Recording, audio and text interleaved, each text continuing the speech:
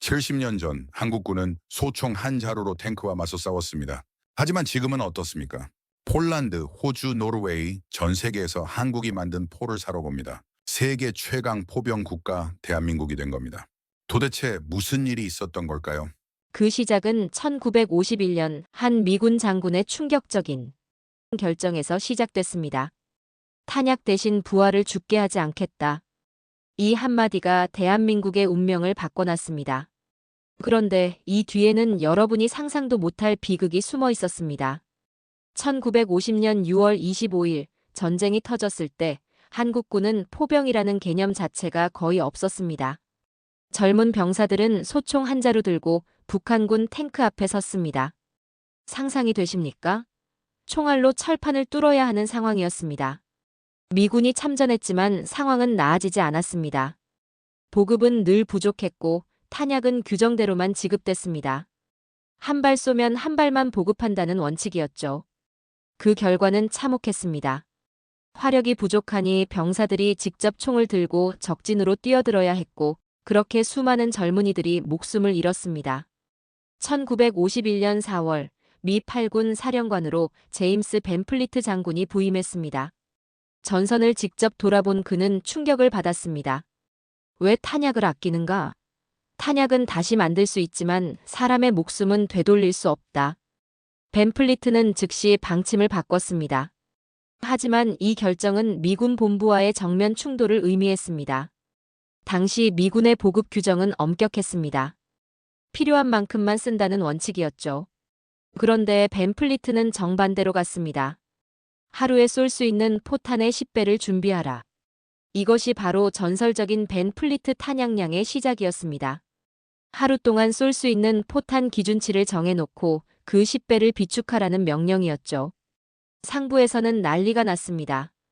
탄약을 낭비하는 거 아니냐, 예산이 어떻게 되는 거냐는 항의가 쏟아졌습니다.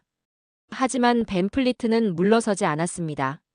탄약값이 비싸냐, 사람 목숨이 비싸냐? 실제로 작전이 시작되자 결과는 놀라웠습니다. 적진의 폭우처럼 포탄이 쏟아졌습니다. 중공군과 북한군은 진지를 유지할 수 없었습니다. 그들이 숨을 곳은 사라졌고 반격할 여력도 없었죠. 더 중요한 건 아군 피해였습니다. 병사들이 총을 들고 돌격할 필요가 줄어들었습니다.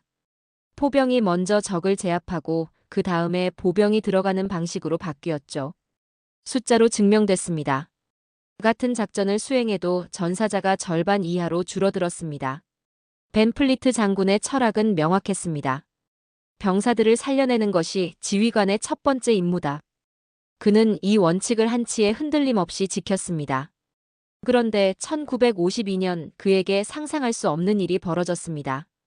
외아들 제임스 주니어가 한국 전쟁에 참전했습니다. 공군 조종사였죠. 아버지는 아들에게 특별한 배려를 하지 않았습니다. 다른 조종사들과 똑같이 위험한 임무를 수행하게 했습니다. 1952년 4월 4일 아들이 탄 폭격기가 북한 상공에서 격추됐습니다. 교신이 끊겼고 생사를 알 수 없었습니다. 장군에게 보고가 올라왔을 때 그는 즉시 수색 명령을 내렸습니다. 하지만 이틀 뒤 벤플리트는 수색을 중단시켰습니다.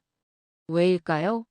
수색 작전 때문에 다른 병사들이 위험에 노출되고 있었기 때문입니다. 적진 깊숙한 곳까지 들어가 아들을 찾는 과정에서 수색 대원들이 공격받고 있었습니다. 참모들이 말렸습니다. 장군님, 조금만 더 찾아보시죠. 하지만 장군은 고개를 저었습니다. 내 아들을 찾기 위해 다른 이의 아들을 죽게 할 수는 없다. 수색은 중단됐습니다. 아들의 시신은 끝내 찾지 못했습니다. 전쟁이 끝난 후에도 벤플리트는 아들의 흔적을 찾으려 노력했지만 허사였습니다. 그는 평생 아들을 잃은 아픔을 안고 살았습니다. 아들을 잃은 뒤에도 벤플리트는 자리를 지켰습니다. 개인적인 슬픔을 묻고 전쟁을 끝내는 데 집중했습니다. 하지만 그는 한 가지 더 중요한 일을 시작했습니다. 바로 한국군 스스로 싸울 수 있는 능력을 키워주는 것이었습니다. 미군이 영원히 여기 있을 수는 없다. 한국군이 스스로 나라를 지킬 수 있어야 한다. 벤플리트는 한국군 포병 부대를 직접 훈련시키기 시작했습니다. 포를 어떻게 배치하는지, 탄도를 어떻게 계산하는지, 화력을 어떻게 집중시키는지 하나하나 가르쳤습니다. 미군의 최신 포병 전술을 한국군에게 그대로 전수했죠. 1952년 육군 포병학교가 창설될 때 벤 플리트의 역할은 결정적이었습니다. 장비를 지원하고 교관을 보내고 교육체계를 만드는데 직접 관여했습니다. 한국의 최고의 포병을 만들겠다는 그의 의지는 확고했습니다. 1953년 휴전이 성립되고 벤 플리트는 미국으로 돌아갔습니다. 하지만 그는 한국을 잊지 않았습니다. 말년까지 한국전 참전 용사들을 만나면 이렇게 물었다고 합니다. 한국은 어떻게 되고 있나? 그들은 잘 살고 있나? 1992년 100세의 나이로 세상을 떠날 때까지 그는 한국을 마음에 품고 있었습니다. 그래서 사람들은 그를 한국 포병의 아버지라고 부릅니다. 단순한 미군 장군이 아니라 대한민국 국방의 초석을 놓은 사람이라고 기억합니다. 70년이 지난 지금 대한민국 포병은 세계 최고 수준입니다. K9 자주포는 전 세계가 인정하는 명품 무기가 됐습니다. 폴란드, 호주, 노르웨이까지 한국산 포를 구매해 갑니다. 포병 강국 대한민국이라는 별명은 이제 당연한 것이 됐죠. 그런데 이 모든 것이 어디서 시작됐을까요? 바로 1951년 한 미군 장군의 결단에서 시작됐습니다. 탄약 대신 부하를 죽게 하지 않겠다던 그 철학이 씨앗이 됐습니다. 벤 플리트가 남긴 건 장비나 기술만이 아니었습니다.